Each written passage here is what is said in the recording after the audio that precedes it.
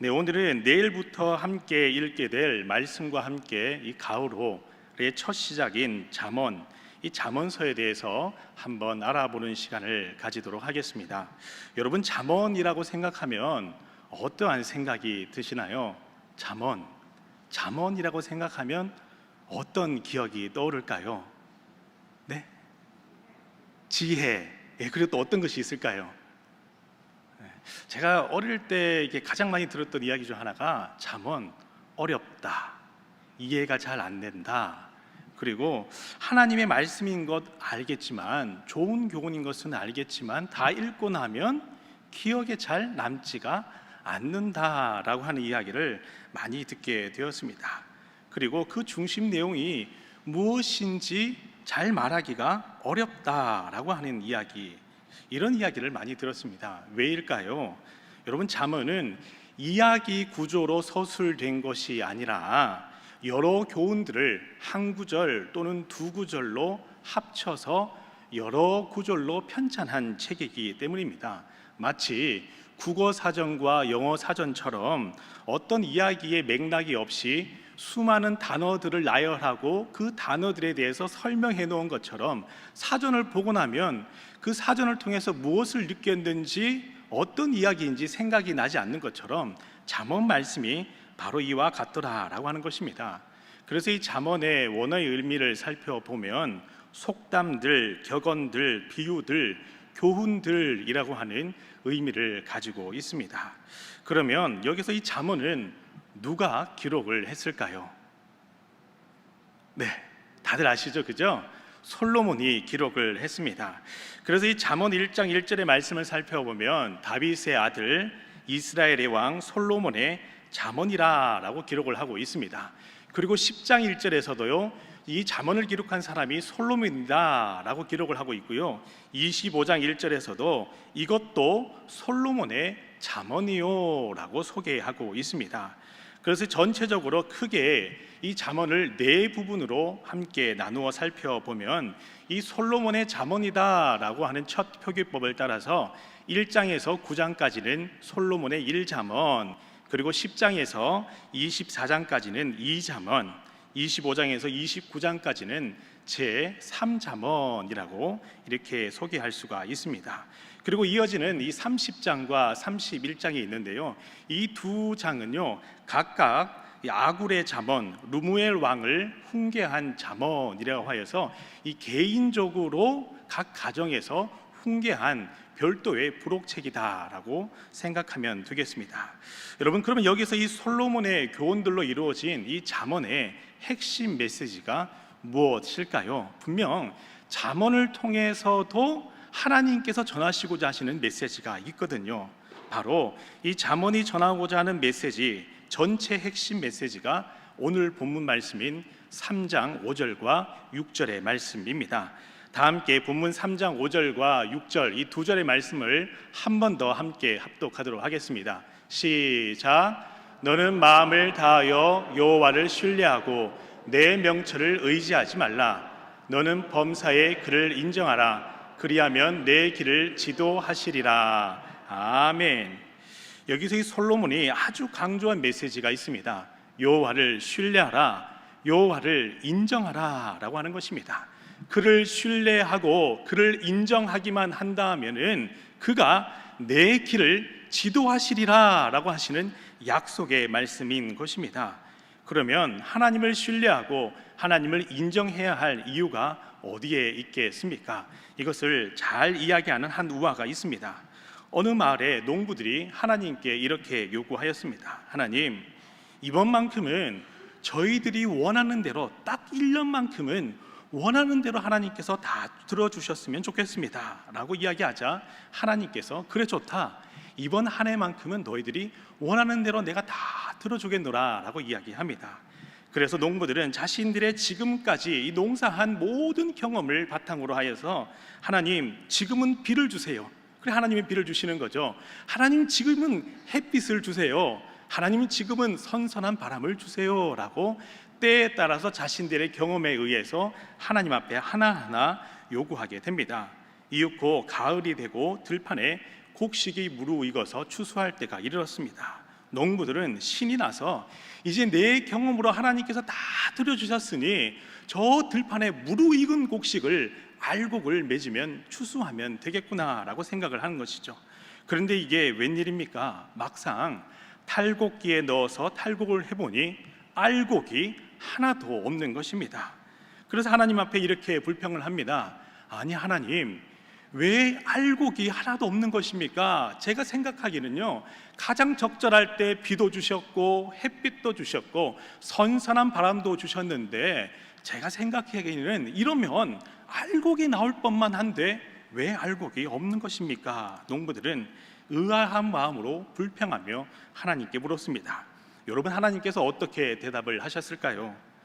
나는 너희들이 원한 대로 다 주었단다. 비를 원할 때는 비를 주었고 햇빛을 원할 때는 햇빛을 주었고 바람을 원할 때는 바람을 주었단다. 그런데 너희가 언제 나에게 알곡을 달라고 요청한 적이 있느냐라고 하나님께서 이야기하신 것이죠. 그제서야 농부들은 자신들의 경험에 의해서 하나님께 이것저것 하나하나 요구하는 것보다 나보다 더 많은 것을 아시고 더 모든 것을 준비하시는 하나님을 신뢰하고 그를 인정하고 하나님께 모든 것을 맡기는 것이 참으로 중요한 것이구나 라고 하는 것을 깊이 깨달았다라고 하는 것이죠.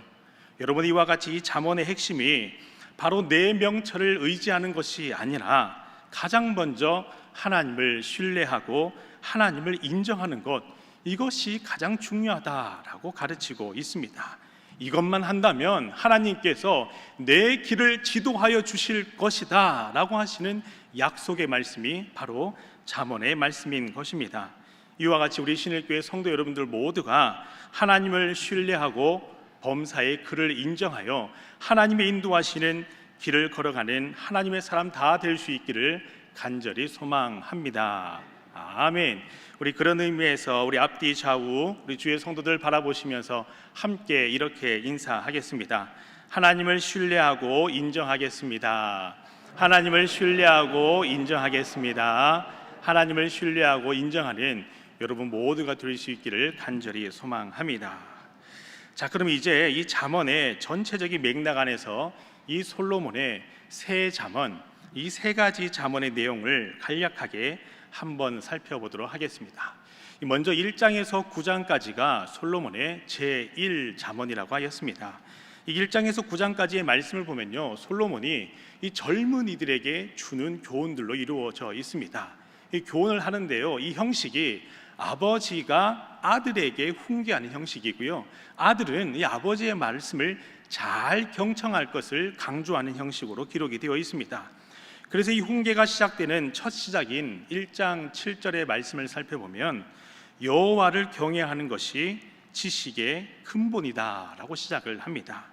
그리고 이 여호와를 경외하기 위해서 가장 중요한 것이 조금 전에 여러분들이 말씀하신 대로 지혜, 이 지혜가 참으로 중요하다라고 이야기를 하죠. 그래서 이 잠언 1장의 말씀을 곰곰이 살펴보면요, 이 지혜를 의인화하여서 지혜가 길거리에서 너희를 부른다라고 이렇게 소리 높여 외친다라고 이야기를 합니다. 왜일까요? 하나님의 지혜가 있는 사람은요, 하나님을 떠나서 악한 길로 들어섰을 때에 그 말씀대로 순종하지 않았을 때에 하나님의 지혜가 있다면 하나님의 책망을 듣고 돌이키게 되기 때문입니다. 그런데 하나님의 지혜가 아니라 내 명철을 의지하고 나의 마음의 중심에 하나님에 떠나 있다면 하나님이 아무리 지혜의 말씀으로 책망하고 가르칠지라도 전혀 들리지 아니한다라고 하는 것이죠. 그래서 이 잠언의 1장의 말씀을 보면요, 지혜 있는 자는 하나님의 말씀을 듣고 순종하기 때문에 그 길이 평안하고 안전하게 될 것이다 라고 말씀하고 있는 것입니다. 그래서요, 이 잠언 2장의 말씀은요, 이 지혜가 얼마나 가치 있는 것인지 지혜를 부르짖고 가질 것을 강조하고 있습니다. 스스로 지혜롭다 여기지 말고 교만하지 말고 매사 하나님을 신뢰하고 인정하며 하나님의 지혜를 구하라 라고 이야기하는 것이죠. 그리고 이러한 지혜를 얻기 위해서 아주 중요한 것이 있는데요, 4장의 말씀에서는요, 하나님을 높이 올려드릴 때에 하나님께서 너희에게 영광을 주실 것이다 라고 하는 것입니다. 하나님을 높이 올려 드릴 때에 악한 마음이 떠나게 되고, 하나님을 높이 올려 드릴 때에 나의 마음에 교만한 마음이 다 무너져 내리고 하나님의 뜻이 나의 삶의 자리 가운데 이루어지기 때문입니다. 그런데 이러한 믿음의 결단과 신앙생활 가운데에서 늘 유혹이 있기 마련입니다. 그래서 이러한 유혹이 어떤 유혹들이 있는지 잠언 5장, 6장, 7장 말씀에서는요, 이 유혹들에 대해서 아주 상세하게 소개하며 내 아들아 이러한 것들을 경계하라 라고 이렇게 이야기하죠. 근데 이 유혹 중에 대표적인 유혹이요, 바로 음행이라고 하는 유혹입니다. 이 구약 성경에서는요, 음행이 사용될 때에 이방 신상을 우상 숭배하는 것과 연관해서 음행을 이야기하기도 합니다. 여러분들이 잘 아시는 이 잠언을 기록한 솔로몬이 넘어지게 된 이 결정적인 계기가 바로 음행이었지요. 처음에는 하나님 앞에서 겸손한 마음으로 일천번제를 드리고 내가 너에게 무엇을 주랴라고 물었을 때에 하나님, 저에게는 이것저것 많은 것이 필요하지 않습니다. 그저 하나님의 말씀대로 순종하고 그 말씀을 듣는 마음을 구하였을 뿐입니다. 하나님은 이 솔로몬의 기도의 제목을 들으시고 너무 기쁜 나머지 구하지 않은 것도 다 줄 정도로 솔로몬이 큰 축복을 누리게 되었지요. 그런데 훗날 교만한 마음으로 하나님을 알지 못하는 이방의 여인들을 아내로 맞이하게 됩니다. 그의 생각에는 이방의 여러 많은 국가들의 나라들의 왕의 아내를 삼게 되면 저 이방의 나라들이 이스라엘을 넘보지 아니할 것이 아니냐라고 하는 생각을 했다라고 하는 것이죠. 인간적인 생각입니다. 내 명철을 의지하지 말라 했는데요, 내 명철을 의지하게 되었다라고 하는 것입니다. 그래서 많은 이방의 여인들이 아내로 이스라엘로 몰려 들어오게 됩니다. 그런데 어떠한 일이 일어났을까요? 그 이방의 여인들만이 들어왔을까요? 그렇지 않습니다.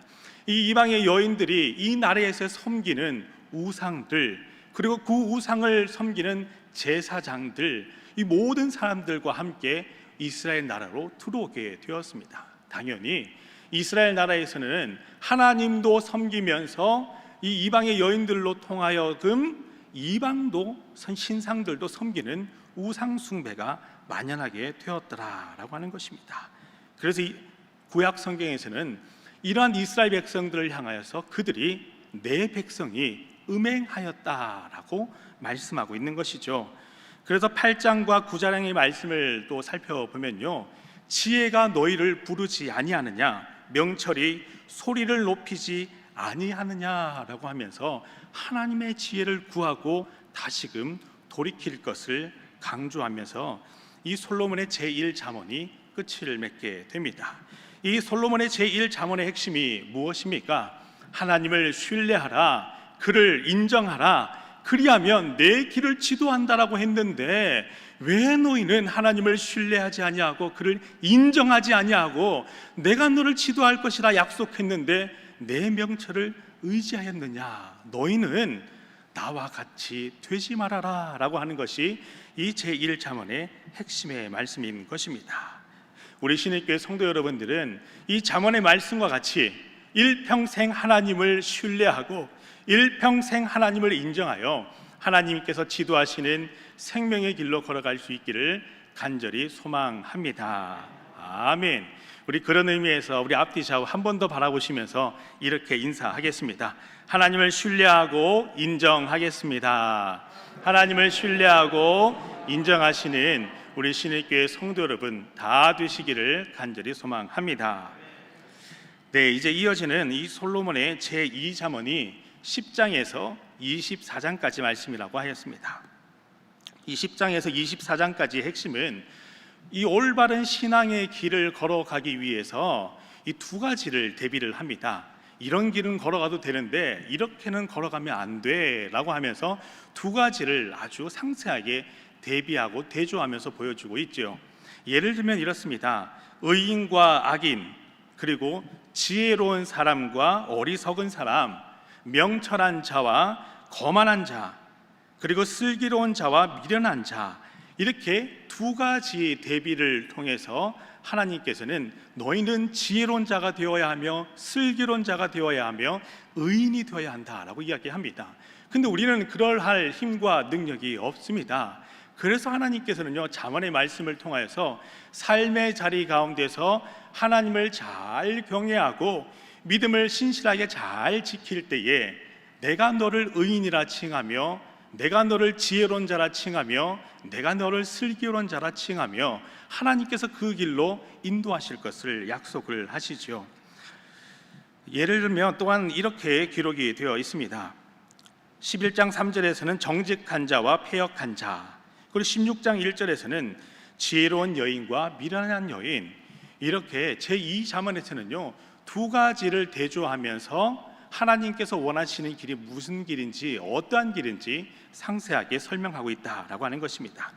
이러한 대조법을 제외하고는요 이 단편적인 교훈들로 그 사이사이에 구성이 되어 있습니다. 그래서 이러한 의인, 이러한 악인, 그리고 그 사이에 다른 교훈, 이렇게 책이 편찬되어 있다 보니까 논리적인 구조가 아니라 이런 얘기를 했다가 저런 얘기를 했다가 이해가 잘 안 될 법합니다.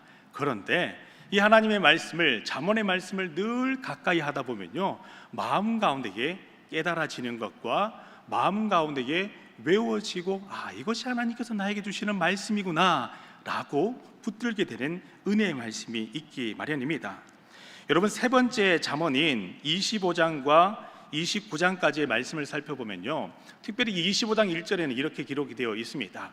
이것도 솔로몬의 잠언이다 라고 하는데요, 특별히 여기는 다른 잠언과 차이점이 무엇이냐면요 히스기야의 신하들이 편집한 잠언, 히스기야 신하들이 이 솔로몬 왕이 기록한 여러 잠언, 시와 비유와 속담과 격언들을 찾고 찾아서 후대에 다시 편찬한 잠언이 바로 세 번째 잠언이다라고 하는 것이죠. 이 잠언은요 앞에 있는 1잠언과 2잠언에 있는 내용들이 동일하게 기록이 되어 있지만 차이점이 한 가지가 있습니다. 그것은 히스기야의 신하들이 편찬하다 보니까요 왕과 신하에 대한 격언들과 비유들이 등장을 하더라라고 하는 것입니다. 그런데 여기서 이 두 번째 잠언, 이 세 번째 잠언에 해당되는 중심 내용들을 살펴보면요 하나님 앞에서 교만하지 말고 겸손해야 한다라고 하는 것을 강조하더라라고 하는 것입니다. 여러분, 이것을 바꿔 말하면 무엇이겠습니까? 하나님 앞에서 교만하지 말고 하나님을 신뢰하고 하나님을 인정하라라고 하시는 하나님의 말씀이 아니겠습니까? 여러분, 교만에 대해서 아주 잘 이야기하고 있는 한 이솝 우화가 있습니다. 이 이솝 우화를 끝으로 하나님의 말씀을 마치도록 하겠습니다. 피를 오랫동안 먹지 못해 거의 죽어가는 모기가 있었습니다. 하루는 숲속을 한참 헤매다가 사냥감을 발견을 했는데 하필이면 이 백수의 왕 사자였던 것입니다. 모기는 사자의 피를 빨다가 혹시나 죽을까 싶어서 다른 모기를 찾아봤지만 아무리 찾아봐도 모기가 없는 것입니다. 더 이상 피를 빨지 못했다가는 정말로 죽을 것 같았기에 용기를 내어서 사자를 향해 돌진을 합니다. 사자는 이러한 모기를 잡으려고 안간힘을 힘을 썼지만 이 모기가 너무나도 작은 나머지 급기야 도저히 잡지를 못하고 자신의 발로 얼굴을 수차례 때기는 이 바보 같은 모습을 하고 말았습니다. 드디어 사자의 피로 포식을 한 모기는 한껏 들떠서 스스로 이렇게 자랑하기 시작합니다. 뭐야, 백수의 왕이라고 하였는데 나한테는 꼼짝을 못하잖아. 그럼 이제 내가 어떠한 존재일까? 이 숲속의 백수의 왕이라고 하는 사자, 이 사자의 피를 빨아서 사자를 이겼으니 내가 백수의 왕 모기가 아닌가라고 하면서 이 숲속을 날아다니면서 내가 백수의 왕 모기다라고 이야기하면서 날아다니기 시작했다라고 하는 것입니다. 그런데 그만 너무 들떴 나머지 앞을 보지 못하고 거미줄에 걸려 거미의 밥이 되고 말았다라고 하는 이야기입니다. 여러분, 이와 같이 우리의 삶의 자리 가운데에 큰 고난과 어려움이 있기 마련입니다. 우리 스스로가 생각하기를 모기처럼 참으로 초라하고 어려운 상황 가운데에 어찌할 바를 알지 못하는 어려움을 당할 때가 있습니다. 그러나 하나님과 함께 동행함으로 하나님의 지혜로, 하나님의 은혜로 이 큰 어려움을 극복하고 담대하게 승리하는 경험도 하지만, 그 승리에 도취된 나머지 교만하게 되면 거미줄에 걸린 이 모기와 같이 큰 우를 범하게 될 때가 있더라라고 하는 것입니다. 바로 이 잠언을 기록한 솔로몬의 첫 시작은 하나님을 경외하였습니다. 그리고 큰 축복을 누렸지만 훗날 그의 교만으로 인하여 많은 백성들이 우상을 숭배하게 되는 첫 단초를 시작한 것도 바로 솔로몬이었지요. 그래서 이 솔로몬은 잠언의 말씀을 통해 하나님만을 신뢰하고 인정하는 것이 인생의 가장 큰 지혜임을 말씀하고 있는 것입니다. 여러분, 그리고 이 솔로몬의 이방인들과 혼인 정책으로 인하여서 우상 숭배하였던 이 지난들의 과거를 반성하면서 이 잠언 31장에서는 현숙한 여인이 얼마나 중요한지 잘 설명하고 있습니다. 특별히 잠언 31장 30절 말씀을 보면요, 고운 것도 거짓되고 아름다운 것도 헛되나 오직 여호와를 경외하는 여인이 칭찬받을 것이다 라고 하면서 하나님을 경외하는 사람이 얼마나 중요한지 강조하고 있습니다. 여러분, 이와 같이 우리 신일교회 성도 여러분들이 잠언의 말씀을 읽고 묵상하며 그 말씀을 마음 가운데 새길 때에, 하나님을 신뢰하고 하나님을 인정할 때에 하나님이 실로 나의 길을 지도해 주시는구나, 정말 하나님을 신뢰하고 인정하며 나의 교만한 마음을 다 내려놓고 주님의 뜻대로 순종하는 지혜를 구해야 되겠구나, 이러한 믿음의 결단으로 내일부터 함께 읽게 될 잠언의 말씀을 통해 날마다 믿음의 결단으로 하나님의 뜻을 따라 살아가는 우리 신일교회 성도 여러분 다 될 수 있기를 간절히 소망합니다. 아멘. 기도하겠습니다. 살아계신 하나님 아버지, 감사합니다. 하나님을 신뢰하고 하나님을 인정하는 우리 신일교회 모든 주의 성도들과 함께 이 자리에 서게 하신 은혜 감사드립니다.